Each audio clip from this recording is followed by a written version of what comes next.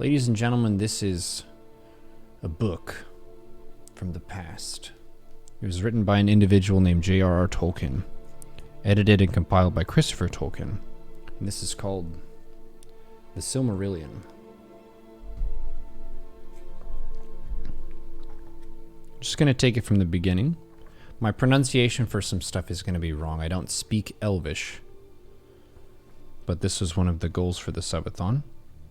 And I've put it off for a little bit because it's something that feels kind of like epic and you don't want to mess it up too bad, but reading is hard, so I will mess up sometimes. And I don't know how he intended everything to be pronounced, but I'm just going to wing it. Let's just wing it. We've got some Skyrim music in the background. It's the end of Day 6 subathon stream. And we'll begin with the Silmarillion. Ainulindale.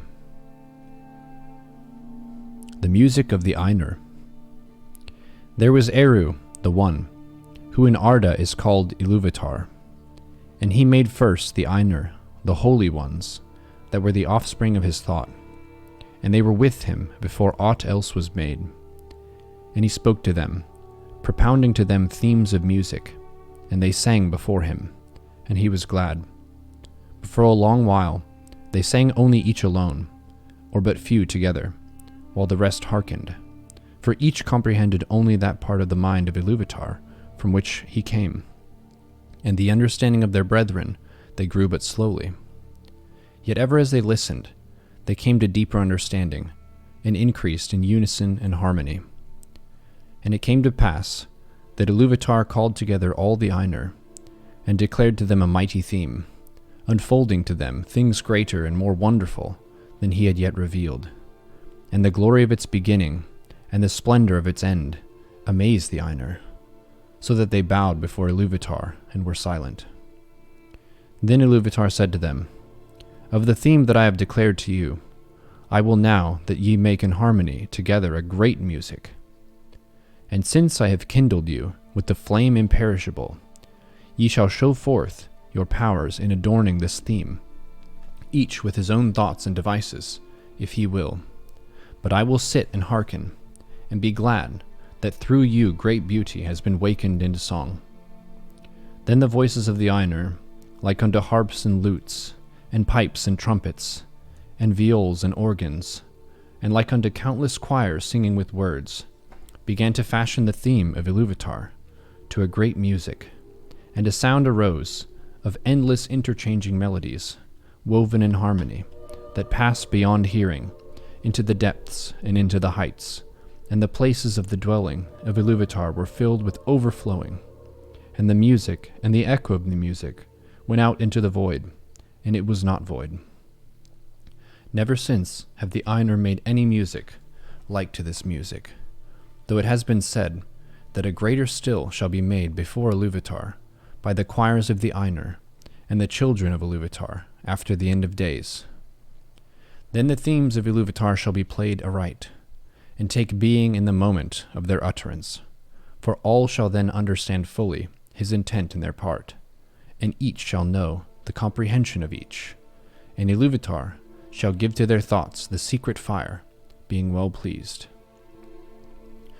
But now Iluvatar sat and hearkened, and for a great while it seemed good to him, for in the music there were no flaws.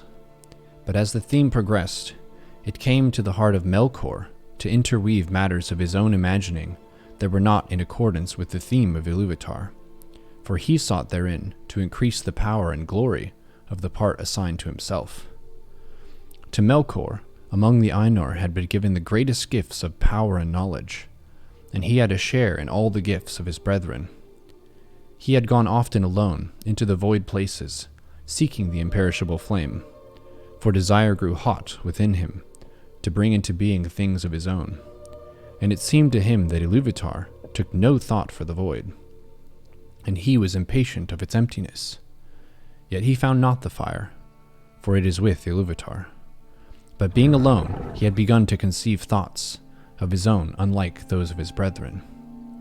Some of these thoughts were now wove into his music, and straightway discord arose about him, and many that sang nigh him grew despondent, and their thought was disturbed, and their music faltered, but some began to attune their music to his, rather than to the thought which they had at first. Then the discord of Melkor spread ever wider, and the melodies which had been heard before foundered in a sea of turbulent sound. But Iluvatar sat and hearkened, until it seemed that about his throne there was a raging storm, as of dark waters that made war upon one another, in an endless wrath that would not be assuaged. Then Iluvatar arose, and the Ainur perceived that he smiled, and he lifted up his left hand, and a new theme began amid the storm. Yet unlike to the former theme, and it gathered power, and had new beauty. But the discord of Melkor rose in uproar, and contended with it, and again there was a war of sound more violent than before, until many of the Ainur were dismayed, and sang no longer, and Melkor had the mastery. Then Iluvatar arose, and the Ainur perceived that his countenance was stern, and he lifted up his right hand, and behold, a third theme grew amid the confusion, and it was unlike the others, for it seemed at first soft and sweet, a mere rippling of gentle sounds and delicate melodies, but it could not be quenched, and it took itself power and profundity. And it seemed at last there were two music progressing at one time before the seat of Iluvatar, and they were utterly at variance. The one was deep and wide and beautiful, but slow and blended with an immeasurable sorrow, from which its beauty chiefly came. The other had now achieved a unity of its own, but it was loud and vain, and endlessly repeated, and it had little harmony, but rather a clamorous unison, as of many trumpets braying upon a few notes. And it essayed to drown the other music by the violence of its voice, but it seemed that its most triumphant notes were taken by the other, and woven into its own solemn pattern. In the midst of this strife, whereat the halls of Iluvatar shook, and a tremor ran out into the silences yet unmoved, Iluvatar arose a third time, and his face was terrible to behold. Then he raised up both hands, and in one chord, deeper than the abyss, higher than the firmament, piercing as the light of the eye of Iluvatar, the music ceased. Then Iluvatar spoke, and he said, "Mighty are the Ainur, and mightiest among them is Melkor. But that he may know, and all the Ainur, that I am Iluvatar, those things that ye have sung. I will show them forth, that ye may see what ye have done. And thou, Melkor, shalt see that no theme may be played that hath not its uttermost source in me. Nor can any alter the music in my despite. For he that attempteth this shall prove but mine instrument in the devising of things more wonderful, which he himself hath not imagined." Then the Ainur were afraid, and they did not yet comprehend the words that were said to them. And Melkor was filled with shame, of which came secret anger. But Iluvatar arose in splendor, and he went forth from the fair regions that he had made for the Ainur, and the Ainur followed him. But when they were come into the void, Iluvatar said to them, "Behold your music."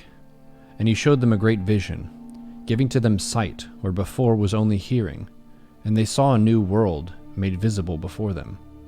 And it was groped amid the void, and it was sustained therein, but was not of it. And they looked and wondered.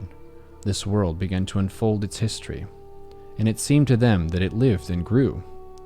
And when the Ainur had gazed for a while, and were silent, Iluvatar said again, "Behold your music. This is your minstrelsy, and each shall find contained herein, amid the design that I set before you, all those things which it may seem that he himself devised or added. And thou, Melkor, whilst discover all the secret thoughts of thy mind, and wilt perceive that they are but a part of the whole, and a tributary to its glory."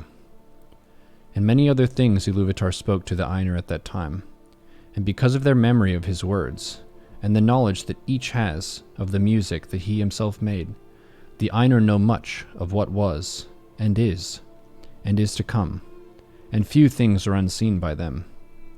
Yet some things there are that they cannot see, neither alone nor taking counsel together, for to none but himself has Iluvatar revealed all that he has in store. And in every age there come forth things that are new and have no foretelling. for they do not proceed from the past. And so it was that as this vision of the world was played before them, the Ainur saw that it contained things which they had not thought, and they saw with amazement the coming of the children of Iluvatar, and the habitation that was prepared for them. And they perceived that they themselves, in the labor of the music, had been busy with the preparation of this dwelling, and yet you knew not that it had any purpose beyond its own beauty.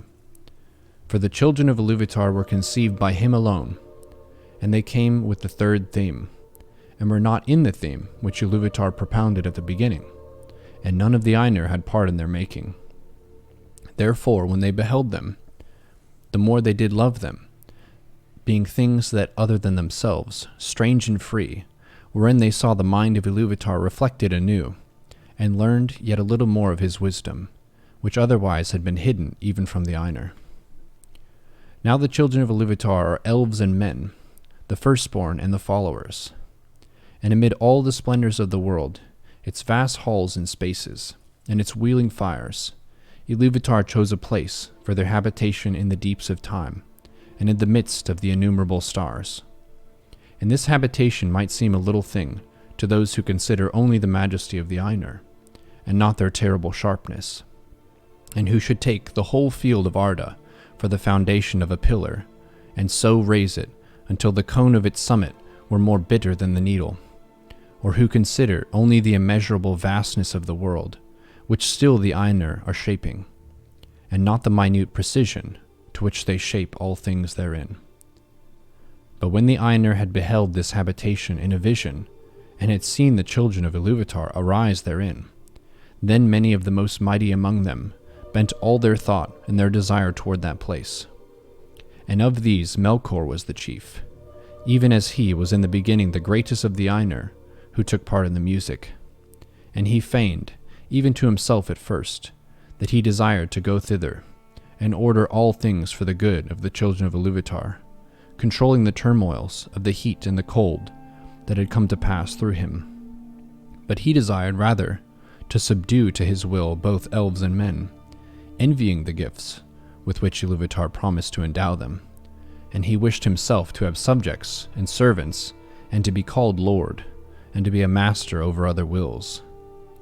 But the other Ainur looked upon this habitation, set within the vast spaces of the world, which the elves called Arda, the earth, and their hearts rejoiced in light, and their eyes beholding many colors were filled with gladness.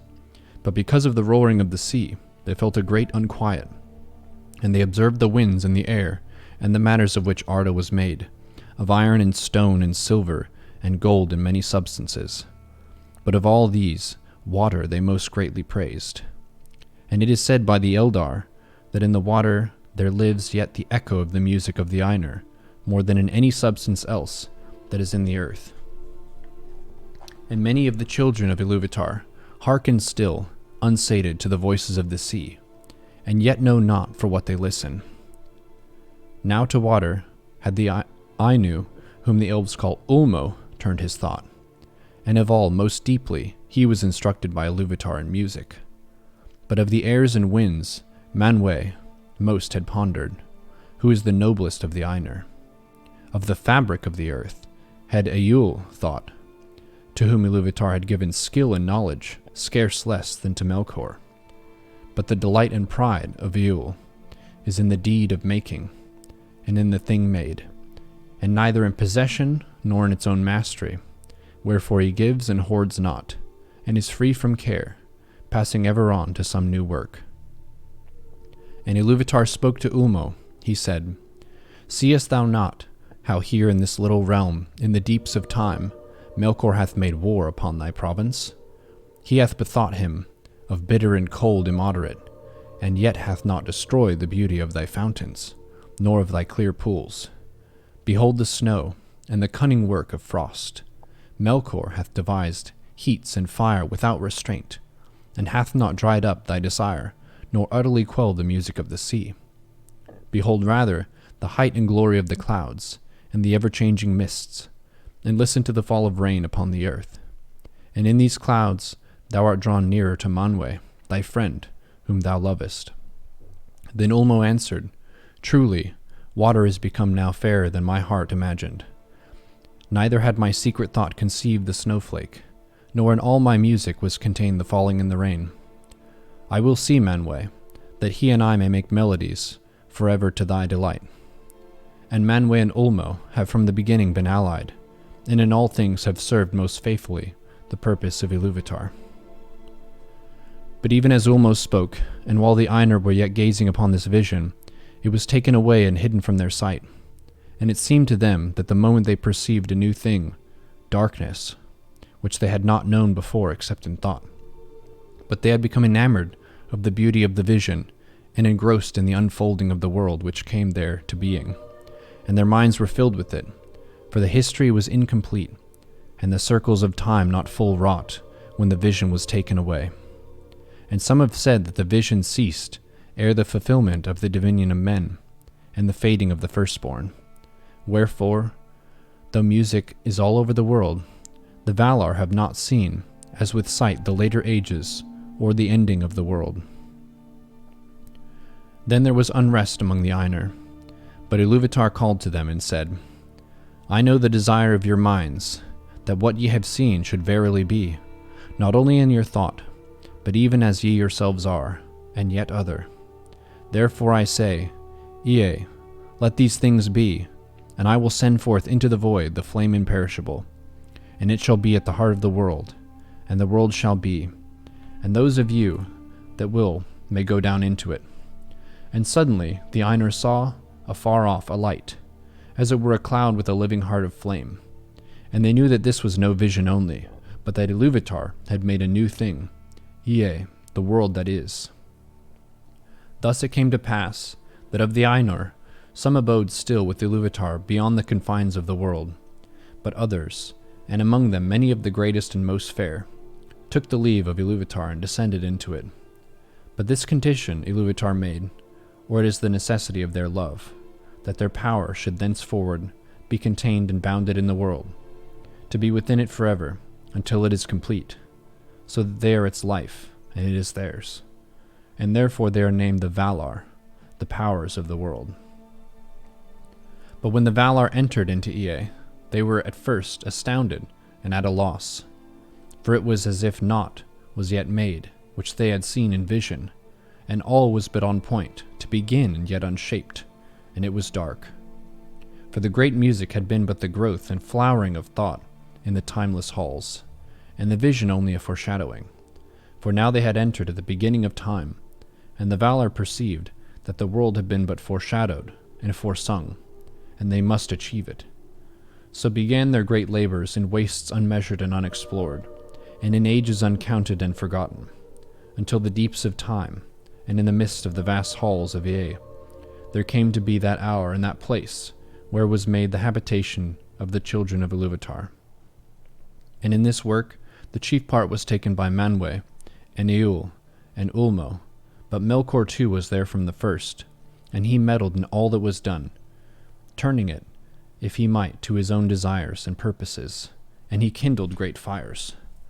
When therefore earth was yet young and full of flame, Melkor coveted it, and he said to the other Valar, This shall be my own kingdom, and I name it unto myself. But Manwe was the brother of Melkor, in the mind of Iluvatar, and he was the chief instrument of the second theme that Iluvatar had raised up against the discord of Melkor. And he called unto himself many spirits, both greater and less, and they came down into the fields of Arda, and aided Manwe, lest Melkor should hinder the fulfillment of their labor forever, and earth should wither ere it flowered. And Manwe said to Melkor, This kingdom thou shalt not take for thine own, wrongfully, for many others have labored here no less than thou. And there was strife between Melkor and the other Valar, and for that time Melkor withdrew and departed to other regions, and did there what he would, but he did not put the desire of the kingdom of Arda from his heart. Now the Valar took to themselves shape and hue, and because they were drawn into the world by love of the children of Iluvatar, for whom they hoped, they took shape after that manner with which they had beheld in the vision of Iluvatar, save only in majesty and splendor. Moreover, their shape comes from their knowledge of the visible world, rather than of the world itself. and they need it not, save only as we use raiment. And yet we may be naked, and suffer no loss of our being. Therefore the Valar may walk if they will unclad, and then even the Eldar cannot clearly perceive them, though they be present. But when they desire to clothe themselves in the Valar, take up raiments them forms as some male and some of female, and for that difference of temper they had even from the beginning. And it is but bodied forth in the choice of each, not made by the choice, even as with us, male and female may be shown by the raiment, but it is not made thereby.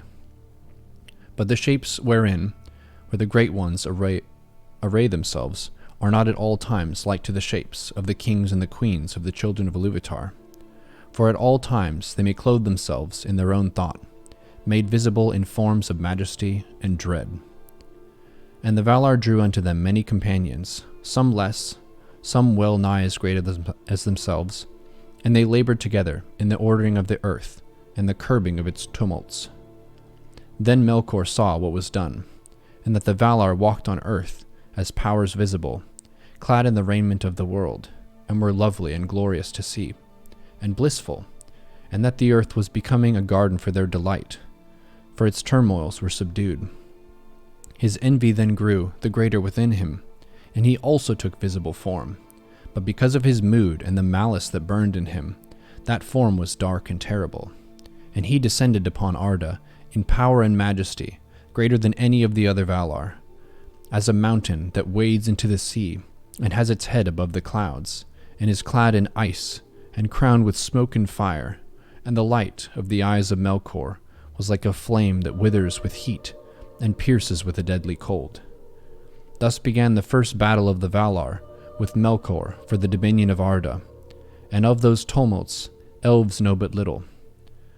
For what has here been declared is come from the Valar themselves, with whom the Eldale spoke in the land of Valinor, and by whom they were instructed. But little would the Valar ever tell of the wars before the coming of the elves. Yet it is told among the Eldar that the Valar endeavored ever, in despite of Melkor, to rule the earth and to prepare it for the coming of the firstborn. And they built lands, and Melkor destroyed them. Valleys they delved, and Melkor raised them up. Mountains they carved, and Melkor threw them down. Seas they hollowed, and Melkor spilled them. And naught might have peace or come to lasting growth. For as surely as the Valar began a labor, so would Melkor undo it or corrupt it. And yet their labor was not all in vain. And though nowhere, and in no work, was their will and purpose wholly fulfilled, and all things were in hue and shape, other than the Valar had at first intended.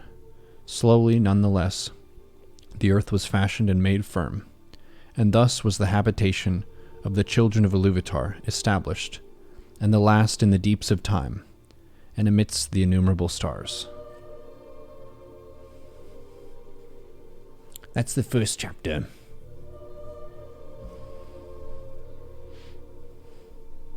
Setting up the mythology and the lore.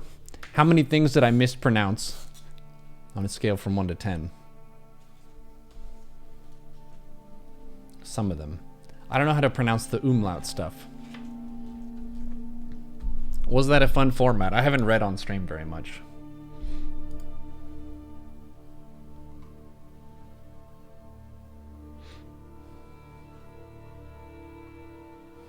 This is the book. It's called the Silmarillion. It's a pretty good one. I didn't have the patience to read this when I was a teenager, but I revisited it in my late 20s, and I did have the patience, and it's pretty good. The first chapter is pretty lofty, but then it gets into the history of the elves, which is a little bit faster paced.